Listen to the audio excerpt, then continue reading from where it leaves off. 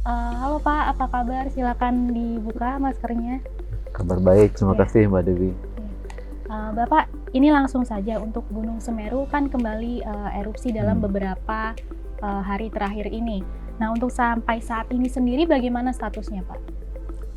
Statusnya sedang dalam evaluasi untuk penurunan ya, karena pasca erupsi 4 Desember visual maupun kegempaan maupun deformasi sudah menunjukkan penurunan.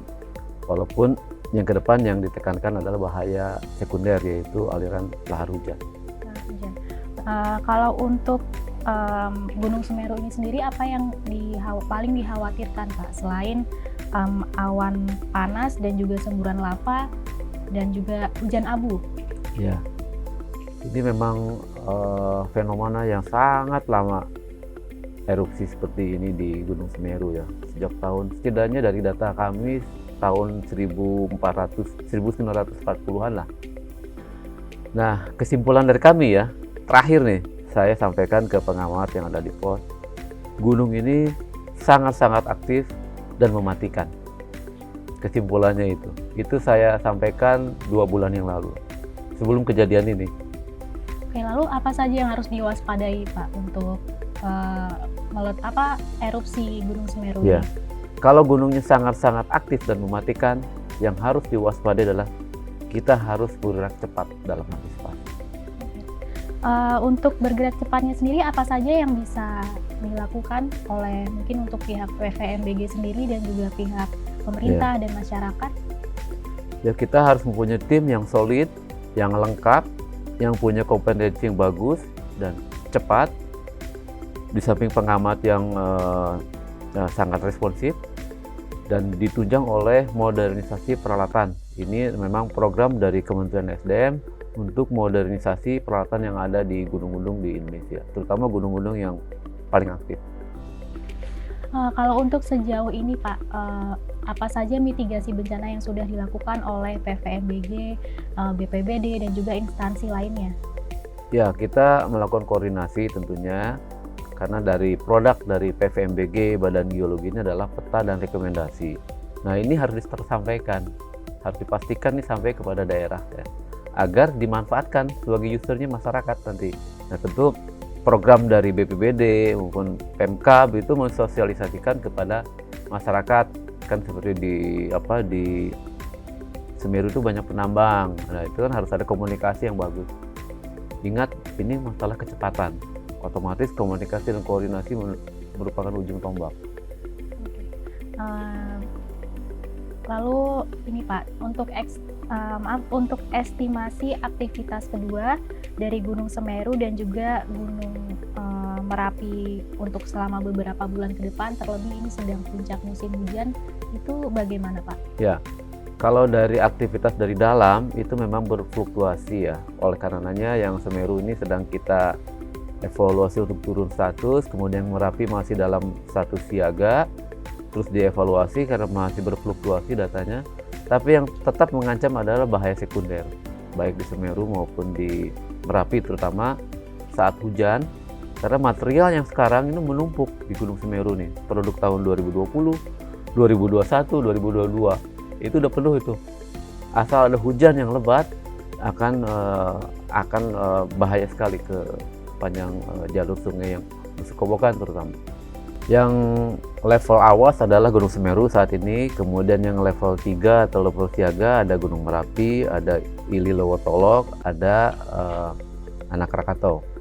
Dan kalau yang 17 cukup banyak ya, di antaranya saja ada Gunung Merapi di Sumbar, ada Gunung Awu di Sulawesi Utara, ada Gunung Gamalama di Ternate, ada Gunung Lokon di dekat Manado ya. Dan bagaimana analisis dari sisi geologi terkait gempa Cianjur kemarin Pak, dan juga yang baru saja terjadi gempa Sukabumi, apakah itu termasuk gempa susulan dari gempa Cianjur kemarin atau ini gempanya berdiri sendiri? Ya, terima kasih, pertanyaan bagus. Ini memang pertanyaan yang banyak ditanyakan oleh masyarakat maupun pimpinan kami. untuk menjelaskan ada apa fenomena ini, apakah saling terhubung, mekanismenya seperti apa dan kenapa. Nah, untuk itu saat gempa Cianjur, tim dari PVMBG atau Badan Geologi bahkan tim terpadu ke sana memberikan analisis yang mencarikan data, survei, baik itu dari gerakan tanahnya maupun dari kerusakannya, kita kumpulkan semua. Dan kita tentu mengacu pada sumber gempa dari BMKG yang posisinya memang ada di sebelah barat dari kota Cianjur. Nah, analisa dari kami itu merupakan bagian dari patahan yang ada di sekitar Cianjur. Jadi kalau dari data geologi itu ada patahan di selatan, di timur, di barat Cianjur, di utara, itu semua patahan. Dan pernah kejadian merusak nih. Ini ada informasi dari BMKG tahun 1900 ada di sekitaran Cianjur itu, tahun 1900 ada. 1970 ada, 1980 ada. Kemudian agak di utara Cianjur tahun 2019 ada, 2020 ada, 2021 ada. Kemudian ke barat Cianjur 2018, 2016. Nah, itu memang bagian dari dinamika patahan-patahan di sekeliling Cianjur. Nah, ini kemungkinan kalau hasil dari analisis kita dari beberapa ahli yang kita diskusikan kemarin, ini masih hangat. Kemungkinan patahan yang di Cianjur ini ditrigger oleh patahan yang dari tahun 2021-2022 ini cenderung aktif ya, baik patahan gempa yang dalam maupun yang dangkal, yang ini mungkin mengaktifasi patahan yang ada di Cianjur.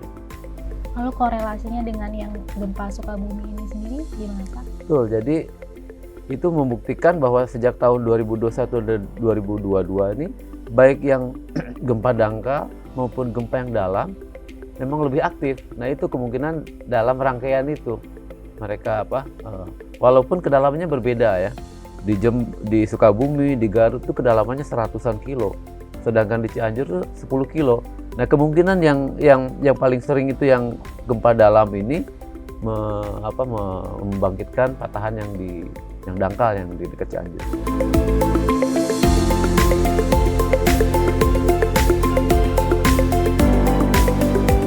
Ya, ini yang kemarin dengan akademisi sudah kita diskusi lah. Sebetulnya kalau tahu sudah begitu, antisipasinya adalah masalah sistem bangunan kita. Nah, dari PVMBG sudah memberikan peta kawasan rawan bencana gempa bumi sebetulnya, di mana daerah Cianjur itu termasuk risiko tinggi. Nah, ini yang harus diantisipasi, ditindaklanjut. Harusnya ada dari aturan dari Kementerian PUPR tentang tata cara bila dalam risiko gempa tinggi bangunan itu seperti apa. Nah, itu tugasnya di Kemenpupr, tapi ini harus nyampe kepada pemerintah daerah sebetulnya, sehingga masyarakat yang membangun sudah mengacu kepada aturan itu, sehingga bangunannya bisa merespon gempa itu tidak terlalu parah gitu. Ada SNI untuk building code temannya. Jadi untuk seperti analisis dari Badan Geologi itu peak ground acceleration di daerah Cianjur itu kemarin mencapai 0,6. Jangan sampai bangunan-bangunan yang ada di sana responnya kurang dari 0,6. Misalkan 0,15, 0,2 ya, begitu dikasih goncangan sampai 0,6 ya ambruk. Di samping ada masalah patahan juga ya. Itu juga harus diperhatikan. Tata ruangnya, bangunan pengembangan jangan ada di lereng-lereng yang berpotensi longsor. Karena ini longsor yang kemarin dipicu oleh patahan. Jadi double bahayanya. Nah, itu yang kenyataan yang memang harusnya tersampaikan di awal ya.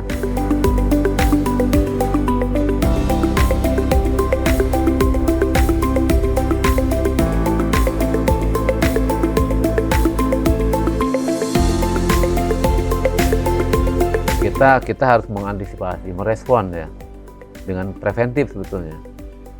Nah, tugas dari Badan Geologi sih inginnya lebih mempertajam lagi mana yang kira-kira berpotensi ke depan, yang bagian aktif itu yang dipertajam dan segera disampaikan hasilnya peta maupun rekomendasinya kepada pemerintah daerah agar masyarakat lebih berhati-hati dalam membangun, dalam meletakkan posisinya di daerah mana.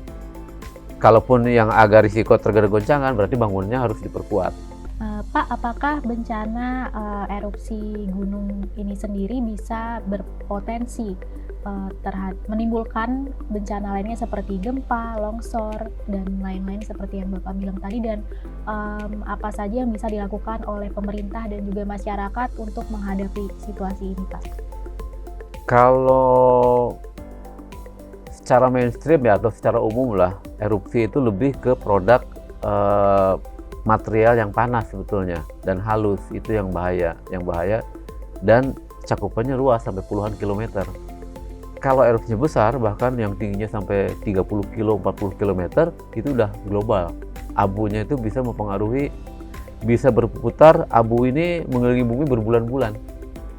Dari survei internasional betapa abu vulkanik itu bisa bertahan di udara itu lama itu.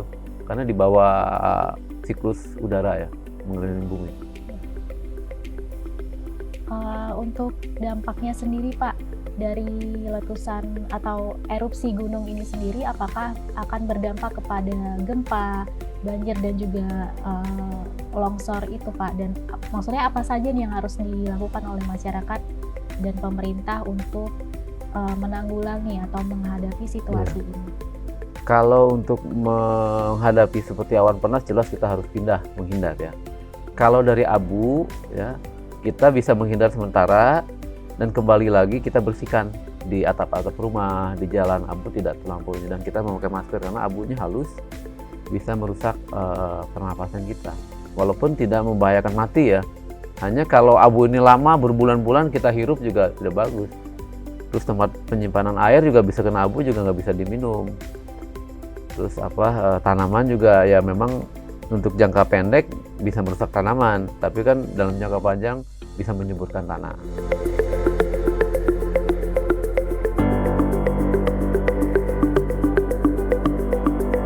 Ini saya barusan menguji nih di kampus di ITB ya, mahasiswa bagus. Saya dengan kolega saya Dr. Mirzam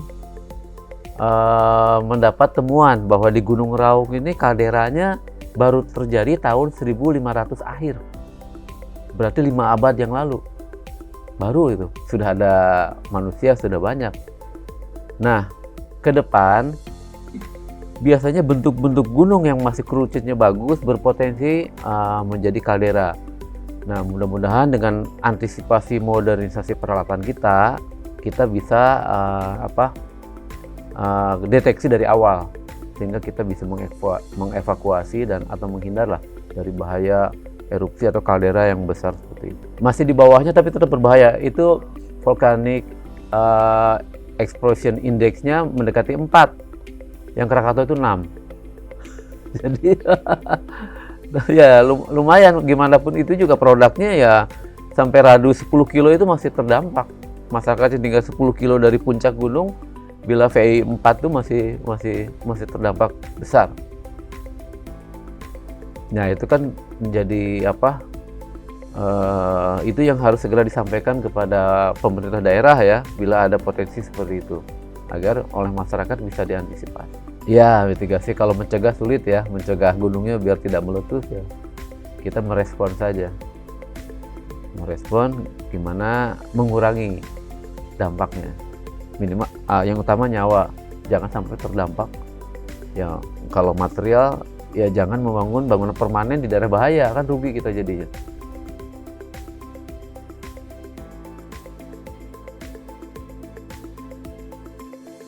Ya, ini kemarin kita ada pertemuan internasional masalah kebencanaan di Bali. Hal seperti itu memang dikemukakan. Kita jangan lagi reaktif, tapi sudah dalam mindsetnya preventif. Untuk itu langkah pertama yang ada di semua sepakat adalah data. Gimana data semua institusi ini bisa saling nyambung, ya, bisa saling komunikasi dengan cepat. Itu pertama karena yang ke depan itu isu utamanya adalah big data. Nah, ini kan harus ngobrol nih kita dengan BNPB, dengan Badan Geologi dan BMKG, gimana kita exchange informasi ini dengan cepat sehingga kita bisa ngambil keputusan dengan cepat. Macam-macam, kalau dari BNPB kan data vulnerability ya. Jadi jumlah masyarakat, bangunan, kan kalau kita dapat itu kita punya data bahaya, peta bahaya. Nah, kalau di overlay kan kita bisa tahu ini yang risikonya.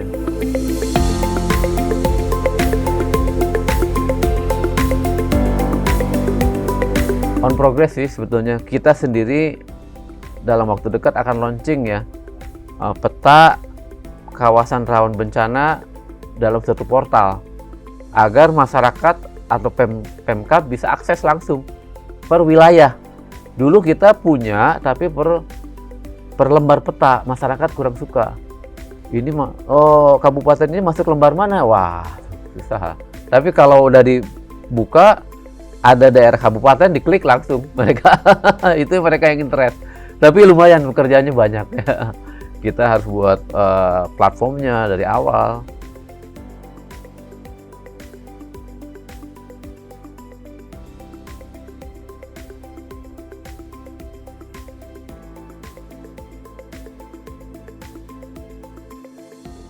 Jadi itu jawabannya ada di historis erupsi. Nah, beberapa kasus memang saya suka mencegat di awal, yang seperti di Raung. Itu tahun 2012 saya diijen.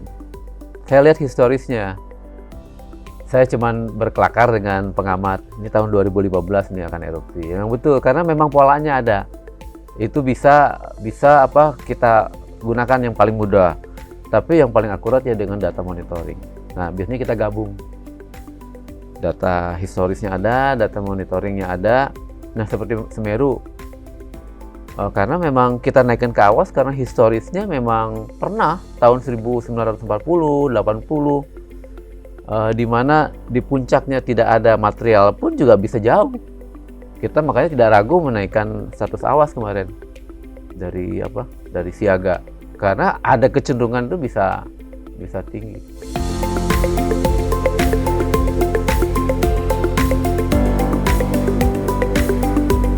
Ya, untuk Krakatau agak kasus khusus ya, karena dia secara tektonik juga aktif. Jadi dipicu oleh kegiatan tektonik dan vulkanik juga, sehingga sangat-sangat aktif. Nah, bila gunung lain memang tidak sedahsyat Krakatau, tapi kuncinya ada di dating batuan. Nah, baru-baru ini tim PVMBG di Ternate menemukan adanya bekas-bekas tsunami, yang kemungkinan dipicu oleh gunung api kemungkinan ya. Dan hasil datingnya menunjukkan sekitar tahun 1400-an. Nah, kita kalau sudah punya historis seperti itu, tapi itu mahal ya, dating itu mahal. Tapi sekarang kita disupport oleh pimpinan untuk melakukan mitigasi sebaik-baiknya. Ke depan dating itu akan kita dorong, sehingga kita tahu potensi di gunung-gunung mana yang sejarahnya pernah ada tsunami, pernah ada letusan besar. Ini baru sedikit kita dating loh, karena mahal.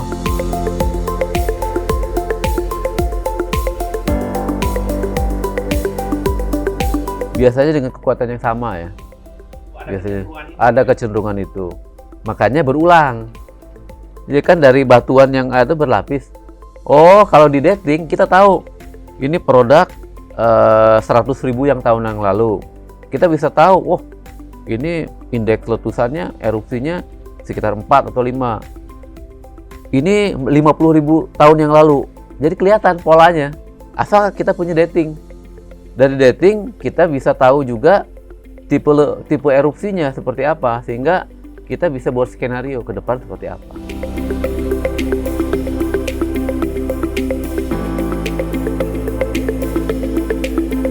Nah, terus terang kita lagi mengumpulkan data, itu pun hasil kerjasama ya dengan kampus, dengan institusi internasional, karena mereka bisa sharing masalah biaya untuk masalah dating ini, mereka bisa lengkap. Nah, sementara ini kita fokusnya ke gunung-gunung yang aktif saja untuk antisipasi bahaya terutama.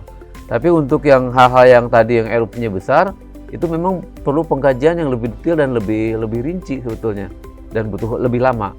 Nah, kita waktu sekarang yang diutamakan kecepatan ya. Kita prioritaskan gunung-gunung yang aktif dulu, yang paling aktif, yang sering erupsi. Walaupun mungkin erupsinya tidak seperti yang anak Krakatau yang dulu ya, tapi ini cukup membahayakan buat masyarakat sekitar. Jadi kita paralel deh, kita gandeng akademisi, kita gandeng institusi penelitian dari internasional, tapi yang aktif juga kita laksanakan.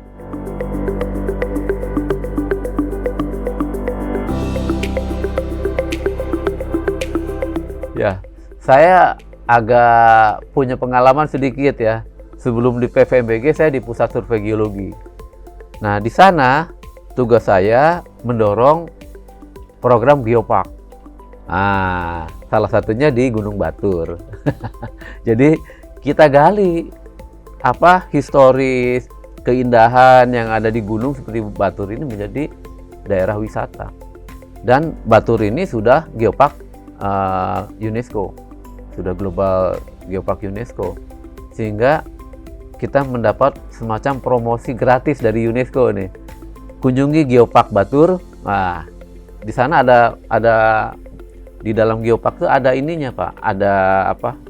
Situs-situs yang menarik dan ada keterangannya gitu, yang buat turis internasional maupun lokal ditarik supaya datang. Ya kita kemas lah dengan program Geopark.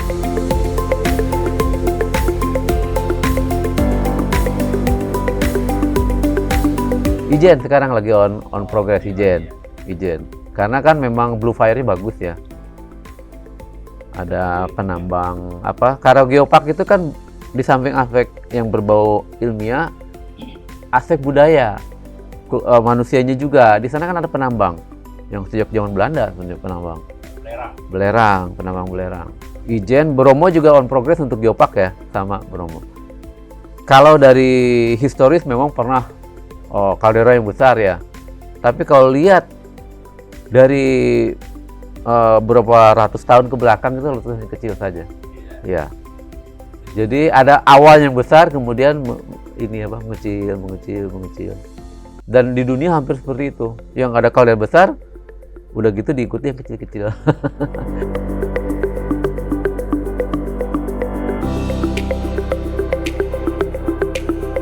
Ya sebetulnya sih mulai tahun kemarin ya, tahun ini sebetulnya dari pemerintah itu perhatiannya cukup besar ya, dengan modernisasi peralatan ini puluhan kali lipat lah dari sebelumnya. Tapi untuk dating itu karena sifatnya komplement ya, lebih ke menunjang historis, kita agak nomor sekian kan, karena dengan hanya ngambil batuan sedikit segini aja, hanya beberapa sama dengan peralatan yang mahal. Kita lebih senang ke peralatan lah untuk monitoring. Tapi ini lebih ke ilmiah dating ini. Ya dua-duanya penting ya, tapi kita lebih ke masyarakatnya. Kalau ke ilmiah senang ya, penelitinya bisa senang. Oh ternyata begini ya historisnya. Masyarakatnya ya mungkin tidak terdampak langsung impactnya ya dengan hasil kajian saintifik ya. Tapi kalau monitoring kan langsung monitor, itu masyarakat lebih inilah. Misalkan ya, satu alat saja bisa sampai 250 juta. Alat GPS misalkan ya, satu ya. Sedangkan dating kayak begini, satu batuan kecil aja udah 25 juta gitu. Untuk satu lokasi ya, di satu gunung, padahal kita butuhnya misalkan 10. Wah, mendingan beli yang GPS daripada ngambil batuan ini. Nah, biasanya kita kalau kerjasama dengan asing, mereka mendating itu, tapi mereka datang ke lokasi kita. Ya kalau justru itu dengan adanya peta kawasan rawan bencana gunung api yang kita bagikan, itu jadi patokan, jadi referensi buat pemerintah dan masyarakat. Apakah dia membangun atau kampungnya ada di daerah merah atau tidak. Nah, khusus untuk gempa, memang sudah ada peta KRB, tapi belum detail. Nah, kita ingin melakukan penajaman. Walaupun petanya sudah ada, ke depan saya akan membuat program kira-kira daerah-daerah mana yang ke depan ada peluang untuk terjadi. Nah, segera kita lakukan pendalaman di sana Karena data-data di Badan Geologi sudah banyak sebetulnya. Hanya kita baru punya pengalaman ini. Sebetulnya dengan adanya kecenderungan di sini yang akan terjadi cepat diantisipasi di daerah-daerah yang berpeluang ke depannya akan terjadi. Sehingga masyarakat mendapat informasi bila terjadi gempa di daerah tersebut, goncangannya bila bangunnya seperti ini akan ambruk. Nah, orang kan jadi mikir-mikir nih.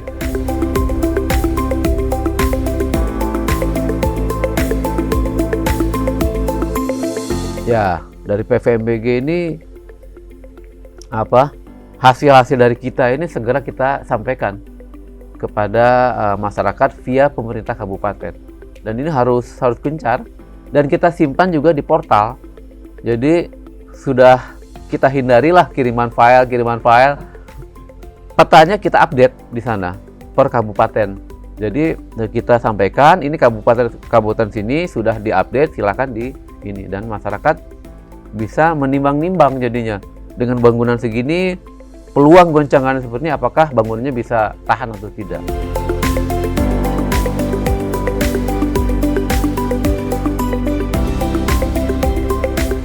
Ya kita mungkin pernah ngalamin lah di keluarga, di tetangga, masyarakat. Jangan ini, nanti ini loh. Kadang-kadang kita termakan kan, tanpa berpikir panjang. Misalkan gini lah, ada yang bilang, saya mimpi ini kamu tuh kecelakaan. Dan saya biasanya selalu punya feeling, pokoknya hari ini jangan pergi kemana-mana lah. Karena ini atau hari apa jangan kemana-mana. Dan orang bisa percaya kayak gitu. Kan kalau kita tanda kutip diedukasi lebih baik, apa iya gitu ya, kalau dia bisa gitu dia juga bisa memprediksi untuk dirinya sendiri kan.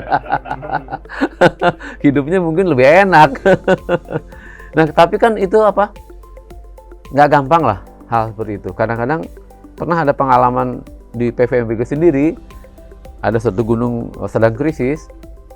Nah kolega ini ada yang membisiki seperti itu, bahwa hari Kamis jam segini akan begini-begini. Dia nanya sama saya, memang lagi krisis, bener nggak deh? Lah kita yang punya alas, dia bilang. Tapi itu kan hak perasaan ya. Saya bilang apa yang kita lihat aja, faktanya seperti ini ya, kita sampaikan ke masyarakat seperti ini. Kalau itu kan bisa ya dan bisa tidak, ya kan, namanya random kayak gitu kan, bisa benar bisa enggak. Kalau hasil dari alat ya seperti ini, kayak dokter kan, memang ini diagnosanya gitu. Iya, tapi tidak menutup kemungkinan psikologis seperti itu bisa namanya ngobrol gitu kan. Dan orang ini punya latar, punya punya keyakinan kan, kita jadi kepikiran jadinya. Jangan-jangan benar gitu kan. Kan jadi mempengaruhi kita kan.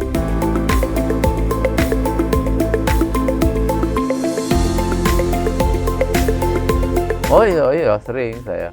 Pengalaman saya pertama masih tanda kutip muda lah, menaikkan status jadi awas. Wah, itu kan saya punya keyakinan dari data ya. Saya saat itu masih belum jadi kepala seksi, tapi cukup senior lah saya di dalam pengalaman. Saya bilang ini naikin awas. Disetujui sama pimpinan. Satu pimpinan saya Pak Surono, iya naikin awas.